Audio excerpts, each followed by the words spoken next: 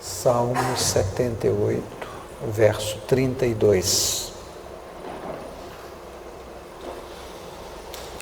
Com tudo isto ainda pecaram e não deram crédito às suas maravilhas, pelo que consumiu seus dias na vaidade e os seus anos na angústia. Pondo-os ele à morte, então o procuravam e voltavam, e de madrugada buscavam a Deus, e lembravam-se de que Deus era sua rocha e o Deus Altíssimo seu Redentor. Todavia, lisonjeavam-no com a boca e com a língua lhe mentiam, porque o seu coração não era reto para com ele, nem foram fiéis ao seu conserto. Mas ele é misericordioso, perdoou a sua iniquidade e não os destruiu. Antes, muitas vezes desviou deles a sua cólera e não deixou despertar toda a sua ira, porque se lembrou de que eram carne, um vento que passa e não volta. Quantas vezes o provocaram no deserto e o ofenderam na solidão. Voltaram atrás e tentaram a Deus e duvidaram do Santo de Israel. Não se lembraram do poder da sua mão, nem do dia em que os livrou do adversário, como operou seus sinais no Egito e as suas maravilhas no campo de Zoã. Verso 56. Contudo, tentaram e provocaram o Deus Altíssimo, não guardaram os seus testemunhos, mas tornaram atrás e portaram-se aleivosamente como seus pais, viraram-se como um arco traiçoeiro, pois lhe provocaram a ira com os seus altos e despertaram o zelo com as suas imagens de escultura. Deus ouviu isto e se indignou, e sobremodo aborreceu a Israel, pelo que desamparou o tabernáculo de Siló, a tenda que estabelecera como sua morada entre os homens, e deu a sua força ao cativeiro e a sua glória à mão do inimigo, e entregou o seu povo à espada, e encolerizou-se contra a sua herança. Aos seus jovens consumiu-os o fogo, e as suas donzelas não tiveram festa nupcial.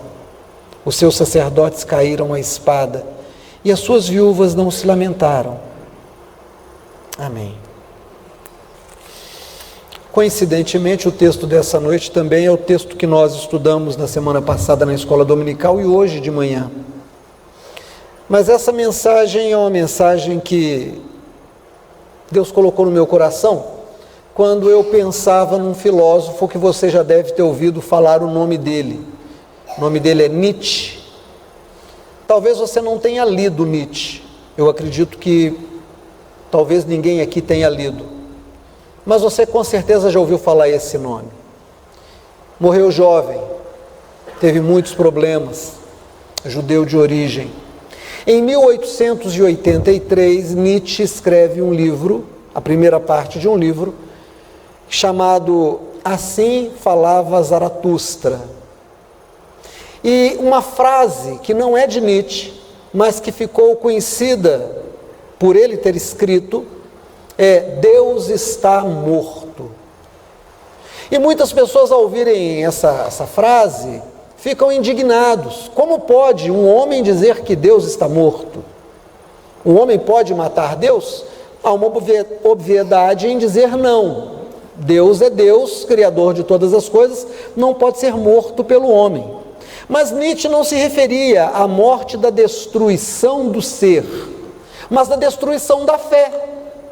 Nietzsche, ele percebeu que a fé das pessoas estava se desfalecendo, que as pessoas estavam ficando fracas na sua fé, e ele imaginou que daí a algumas décadas não haveria mais fé na terra.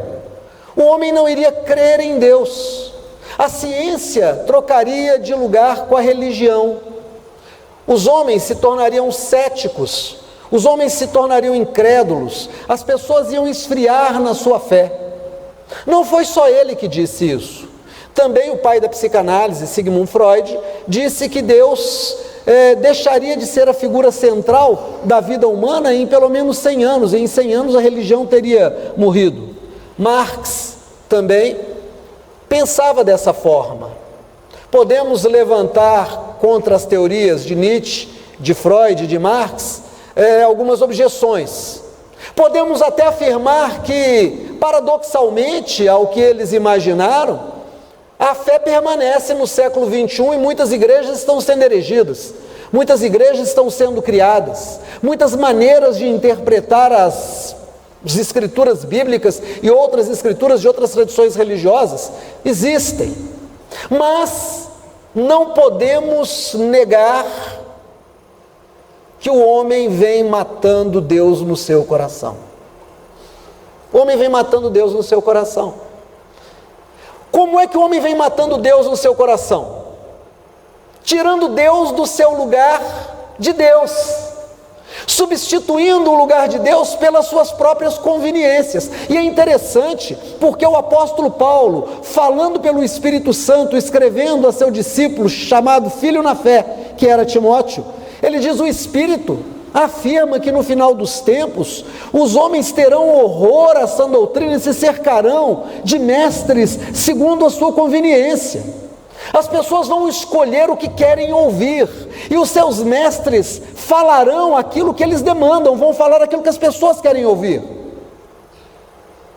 Caetano diz numa das suas músicas famosas que Narciso gosta de espelho. Narciso não gosta do que não é espelho. Nós gostamos de ouvir coisas que nos agradam. Como é sem graça se alguém chega para a gente e diz: você está com mau hálito, você fica sem graça, fica com vergonha, vira a boca, fica sem graça. Mas se alguém diz: nossa, mas você está tão perfumado, você fica feliz. Se alguém vira para você e diz: mas você se veste mal, hein? Vai ter mau gosto assim lá longe, você fica com raiva. Mas se alguém diz: como você tem jeito para se vestir bem, né? Você pega um pedaço de pano, joga em cima do corpo e vira um modelo exclusivo. Que coisa, que talento! E você fica todo alegre. Nós temos essa tendência. Então, quando nós nos deparamos com as Escrituras que nos apresentam Deus como Deus, Deus que exige que os seus servos estejam diante dele, Deus que exige que seja a ele tributado tudo aquilo que ele nos dá em bênção, a vida, a família, as posses, a longevidade, a saúde, e que nós devemos regularmente buscar a Deus, nós começamos a dizer: não, Deus, eu não quero estar na tua casa todo dia. Isso é fanatismo. Imagina, ir em reunião de oração, estudo bíblico, culto da manhã, culto da noite, pregar para os outros, ir no hospital, visitar asilo, falar do evangelho. Não, é muita coisa, eu não quero isso. Fica o senhor para lá e eu para cá. Mas alguém diz para você: não precisa, você precisa na verdade de um evangelho light, um evangelho clean. Você vem quando você quiser. Olha, mas faz uma forcinha para vir ao menos no domingo à noite, porque é o nosso melhor culto, né? E deixa eu te contar uma coisa, eu sei que hoje está difícil segurar criança é assim mesmo, muito bagunceira, né? Mas tenta, conversa com seu filho. Aí você diz: não, essa igreja é boa, porque ela não me exige nada. Sabe, irmãos, hoje a gente está vivendo alguma coisa assim. A gente impõe a Deus e diz: Deus, o Senhor sabe que eu não posso vir a todos os cultos porque eu tenho serviço, eu tenho estudo, eu tenho família, eu tenho que vender carro, eu tenho que comprar, eu tenho que casar, o Senhor sabe. Tem gente que fica até um pouquinho sem graça, procura o pastor e tenta explicar: pastor, o Senhor sabe, né? O fato é, irmãos, que Nietzsche estava certo. Se Deus não morreu, está moribundo. Se Deus não morreu, está nas últimas, no coração dos seus adoradores. É interessante perceber que das mensagens que se prega, é importante que se coloque que a pessoa vai prosperar financeiramente, que a pessoa vai ser curada, que ela vai ganhar um marido lindo, maravilhoso, alto e gostoso, que vai ter uma mulher maravilhosa, fantástica, miss, que vai viver muito, que não vai ficar doente, que vai ser curado de todas as enfermidades.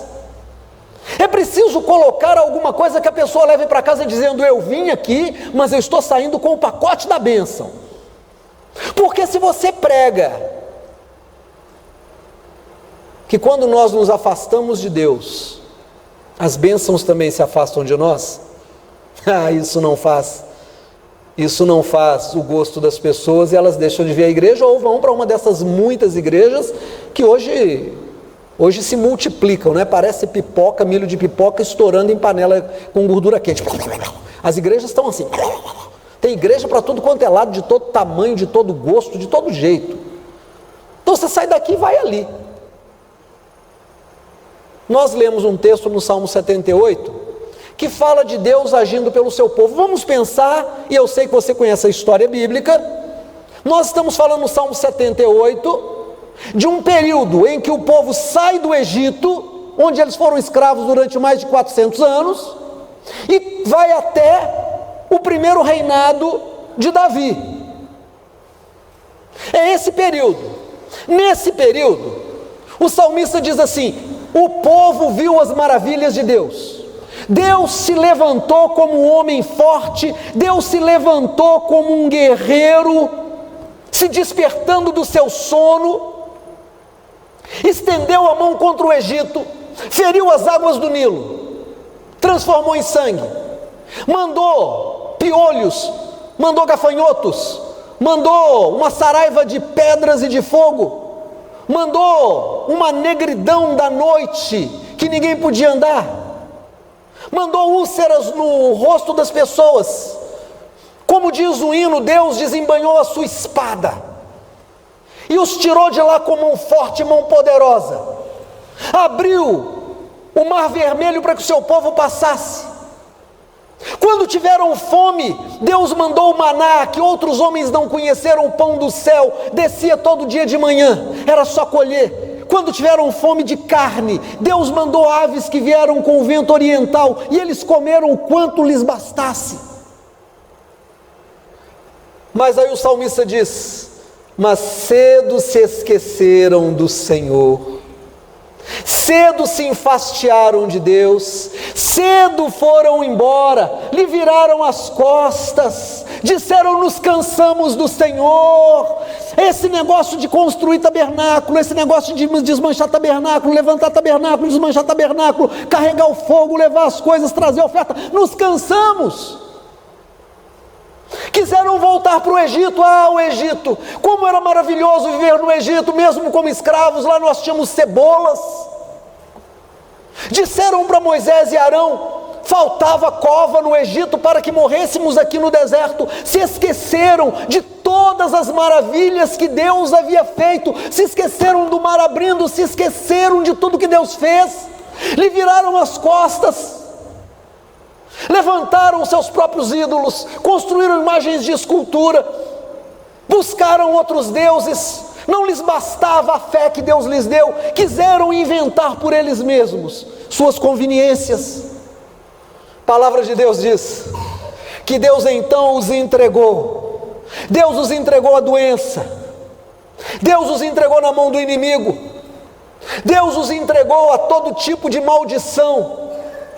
E quando começou a doer, quando começaram a morrer, e quando viram seus filhos agoniando, e quando tiveram fome, quando a doença chegou, correram e de madrugada foram orar. Aí eles se lembraram: como é bom orar de madrugada, Deus ouve. Irmão, em nome de Jesus, me responda, não responda com a voz, responda com o seu coração para você.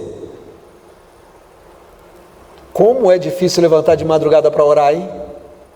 Lembra quando nós começamos o nosso grupo, colunas de oração? Todo mundo orando de madrugada, orando. Depois de um tempo, nem ora. Mas quando você está doente, você ora. Quando você está desempregado, você ora. Quando a desgraça bate na sua porta, você ora. De anteontem para ontem, e de ontem para hoje, um dilúvio caiu sobre o Rio de Janeiro. Uma represa estourou, Realengo e outros bairros ficaram tomados pelas águas, carros foram levados, muros e casas foram derrubadas, pessoas morreram, fios elétricos se partiram, eletrocutaram algumas pessoas. Eu vi uma imagem de um corpo de uma mulher boiando, e as pessoas dizendo: tem que chamar o bombeiro, olha lá, o corpo está boiando ali, olha, tem um fio solto lá dentro, quem chegar ali vai também morrer eletrocutado. Sabe, irmãos, nós nos esquecemos do nosso Deus. Nietzsche estava certo, nós estamos matando o nosso Deus dentro de nós. Nós temos preguiça de buscar a Deus, nós temos um coração que se virou contra Ele, nós achamos pesado cultuar a Deus, nós achamos pesado buscar a Deus, nós achamos pesado orar a Deus, nós achamos pesado dizimar a Deus, nós achamos pesado estudar as Escrituras, nós achamos pesado discipular os nossos filhos, nós achamos pesado evangelizar os cativos do diabo. Nós não visitamos mais presídios, nós não visitamos mais hospitais, nós não visitamos mais os asilos, nós não pregamos mais para os vizinhos. Nós nos afastamos de Deus e começamos a matar Deus no nosso coração. Sabe o que está acontecendo? Você vem dirigindo o seu carro de 100 milhões de dólares, ou vem dirigindo o seu carro de 10 mil reais, não importa, e de repente uma tromba d'água cai e leva o seu carro. Enquanto seu carro está correndo, você diz: Jesus, Jesus, Jesus. Deus não me responde, meu irmão. A palavra de Deus está dizendo aqui, Deus responde. Ele responde do jeito que você o tem tratado, do jeito que eu o tenho tratado. E um dia você vai tomar banho, e como é uma pessoa muito higiênica, né, passa a bucha no corpo todo, né, passa, e de repente você leva a mão no seio. Homem ou mulher, homem também tem seio, só não cresce, mas tem. E você sente que tem um negócio, apalpa, levanta a mão, faz aquilo que aprendeu na televisão, aprendeu no posto de saúde, viu lá naquele jornalzinho do ônibus, apalpa, tem um caroço, não dorme nessa noite, vai para o posto, marca uma consulta com o médico que tem plano de saúde, chega lá o médico diz assim: esse negócio é sério, vamos fazer uns exames, pede uma bateria de exames, e diz para você: realmente, o que você tem aí é uma coisa perigosa, é um câncer. Aí você fica desesperado. Terça-feira, culto de oração, está chovendo canivete, relâmpago, trovão, a água está levando o carro, você vem a nado, chega na igreja molhado igual um pinto. O que aconteceu? Pastor, eu preciso de oração. No domingo à noite, você é o primeiro a trazer o dízimo para o Senhor, cedo de madrugada. Buscaram ao Senhor, porque sofreram na doença, sofreram na mão do inimigo. É isso que a palavra de Deus está dizendo. Gente que nunca buscou a Deus, gente que não queria Deus, sentava na mesa e entornava cerveja, e desce um churrasquinho, e olha a gostosa que está passando, e fala mal do pastor, e fala mal do... Aí o dia que o câncer aparece, a pessoa fica: ai, Jesus, tem misericórdia, ô irmão, ora por mim, ô irmã, pede lá na sua igreja, começa a buscar o Senhor, como se Deus fosse um idiota. Deus vai te atender porque você está lá puxando o saco dele na hora da doença, da coisa terrível. Irmão, não é assim. Deus é uma pessoa, Deus tem sentimentos, Deus tem emoções que Ele compartilhou conosco. Nós temos sentimentos e temos emoções porque Deus tem sentimentos e emoções. Nós somos criados à imagem e semelhança de Deus. Deus ama, Deus se ofende, Deus se entristece. A Bíblia diz: não entristeçais o Espírito de Deus, com o qual foste selado. E Deus tem memória. Você chega para Deus no dia da tua angústia, como se não tivesse acontecido nada, como se a sua vida fosse uma vida na casa do Senhor. Diz: Deus, tem misericórdia de mim. Irmão, eu vou te falar uma coisa: Deus é rico em misericórdia, mas Ele te deixa provar primeiro do que você plantou. A Bíblia diz que cedo Ele se lembrou de que eles eram carne, e de que eles eram a si mesmo, e Ele lhes perdoou, não antes de deixar que o pecado dele os encontrasse por um tempo, não antes de deixar que eles sentissem o peso do salário do pecado. O salário do pecado é a morte. Olha para mim aqui em nome de Jesus. Quando o homem mata Deus no seu coração, quando o homem não cultua Deus, quando Deus é aquilo que Nietzsche disse, um cadáver na vida de uma pessoa, a religião dessa pessoa é uma casca, é um caixão. É um caixão onde ela está se colocando. Sexta-feira, acho que foi sexta-feira, cheguei em casa e deu vontade de comer uma coisa diferente, gostosa. E eu me lembrei de uma amiga minha que tem um bar ali perto do Detran. E aí, enquanto a gente estava comendo, né, eu ouvi alguém falar, porque ali tem muitas funerárias, é em frente ao IML, do lado ali do Detran. Eu ouvi alguém dizer assim, esse cadáver foi liberado agora do IML e tem que ir para o interior, eu não sei que cidade. Eu ouvi, sentei à mesa e estou comendo, eu vi um camarada saindo carregando um caixão nas costas, para poder levar o cadáver. Ele saiu lá da funerária, passou pela porta do bar levando um caixão, e vai despachar a pessoa para outro lugar. Eu fiquei olhando aquele homem carregando um caixão. Para que serve um caixão? Para pôr um morto lá dentro. Deixa eu te contar uma coisa em nome do Senhor Jesus. Toda vez que uma pessoa dá cumprimento ao que Nietzsche disse em Assim Falou Zaratustra, Deus está morto. Toda vez que uma pessoa tem uma religião ou faz da sua religião uma casca, ele está carregando um caixão. Não um caixão para Deus, não. Ele está carregando um caixão para o dia da sua angústia. Ele está carregando um caixão para o dia que a doença bater na sua porta.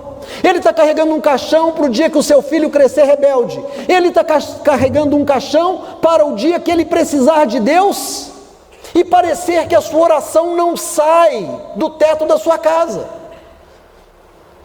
A fé de uma pessoa que não ora, a fé de uma pessoa que não lê as Escrituras, a fé de uma pessoa que não evangeliza, a fé de uma pessoa que não discipula os filhos, a fé de uma pessoa que não faz o exame de consciência e se apresenta regularmente diante de Deus, dizendo: Deus, eu tenho pecado contra o Senhor, em nome de Jesus me ajuda, Senhor, toma na minha mão, me ajuda a carregar. Essa pessoa, ela já está morta e ela está carregando o seu caixão é a sua religião. Quando ela passa, não tem cheiro de vida, tem cheiro de morte. Paulo, escrevendo sobre isso, ele diz: o evangelho que nós pregamos tem cheiro de vida para quem é de vida e tem cheiro de morte para quem é de morte. Então, meu irmão, em nome de Jesus, o evangelho tem dois cheiros: tem cheiro de vida para quem é de vida, para quem ora, para quem busca o Senhor, para quem é dizimista, para quem está nos ritos, e tem cheiro de morte para aqueles que não têm vida com Deus, para aqueles que não amam ao Senhor, para aqueles que colocam um monte de empecilho na sua relação com Deus.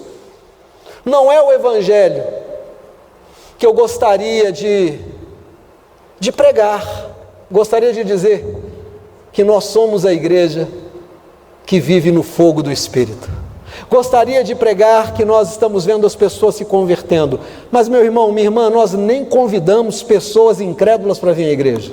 Nós não nos interessamos uns pelos outros como se fazia antigamente. Nós não visitamos mais uns aos outros.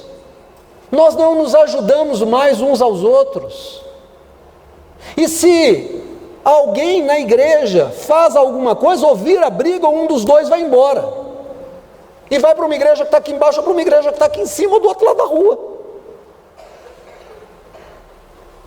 Sabe por quê? Porque nós estamos carregando caixões. Aí, quando começa a chover muito, como a gente tem visto, quando você está dirigindo e o rio começa a subir, você se lembra do Senhor. Quando o filho fica doente, a gente se lembra do Senhor. Quando a gente fica desempregado, a gente lembra do Senhor. Qual é? Olha para mim em nome de Jesus. Qual é a vida que você quer para você? Deixa eu te contar uma coisa em nome de Jesus.